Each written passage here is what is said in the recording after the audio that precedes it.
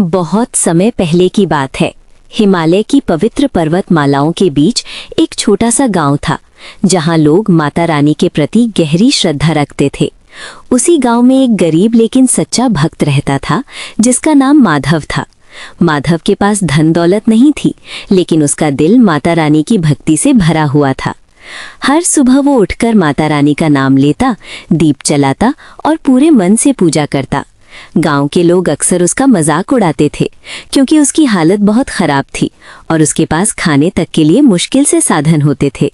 लेकिन माधव को विश्वास था कि माता रानी हमेशा अपने भक्तों का साथ देती हैं। एक दिन गांव में भयंकर सूखा पड़ गया। खेत सूख गए, पानी खत्म होने लगा और लोगों के सामने भूख का संकट खड़ा हो गया। सभी लोग परेशान थे और मंदिर जाकर माता रानी से प्रार्थना करने लगे।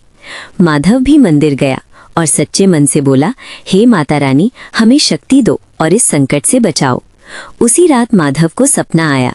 सपने में माता रानी ने दर्शन दिए और कहा, बेटा, कल सुबह पहाड़ी के पीछे जाओ, वहां तुम्हें समाधान मिलेगा। सुबह होते ही माधव पहाड़ी की ओर निकल पड़ा। वहां उसे एक छोटा सा जल स्रोत मिला, जिसमें साफ पानी बह रहा था। वो तुरंत गांव वालों को बुलाकर लाया। गांव वालों ने उस जल स्रोत से पानी लेकर खेतों की सिंचाई शुरू की और धीरे धीरे गांव की हालत सुधरने लगी। सभी लोग समझ गए कि ये माता रानी का चमत्कार था और माधव की सच्ची भक्ति का फल था। गांव वालों ने माधव से माफी मांगी और उसके विश्वास की प्रशंसा की।